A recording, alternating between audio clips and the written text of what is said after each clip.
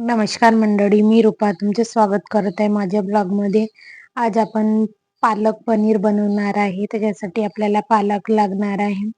पालक चांगली कट करून घ्यायची बारीक आणि त्याला गरम पाण्यामध्ये उकळून घ्यायची आणि त्याच्यानंतर मग आपल्याला टमाटर वगैरे लागणार आहे. टमाटर चांगले कट करून घ्यायचे आणि त्याच्यानंतर मग पनीर आहे ना, त्याला पण चांगले कट करून घ्यायचे छोटे छोटे क्यूब्समध्ये आणि मग त्याला आपण थोडंसं तळून घेऊया.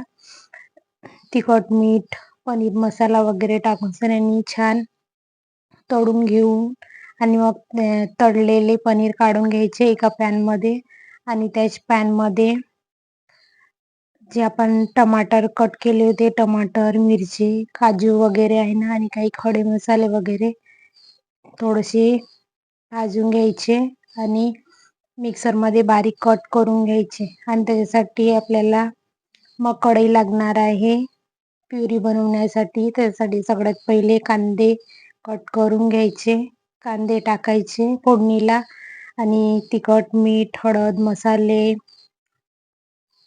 तेजपत्ते वगैरे सर्व लागणार आहे. अद्रक लसूण पेस्ट वगैरे सर्व टाकून घ्यायचं आणि जे आपण प्युरी मिक्सरमधून काढली होती ते पण टाकून घ्यायची आणि सोबतच पालक पण मिक्सरला बारीक करून घ्यायची, ते पण त्याच्यामध्ये ॲड करून घ्यायचं आणि मग त्याच्यानंतर मग प्युरी झाली की त्याच्यामध्ये मग तिखट, मीठ, हळद, मसाला, गोडा मसाला वगैरे आणि जो पनीरचा मसाला असते ना, तो पण छान असा टाकून घ्यायचं आणि त्याला मंद आचेवरती चांगलं शिजू द्यायचं आणि सोबतच जे मटर होते ते पण टाकून घ्यायचे.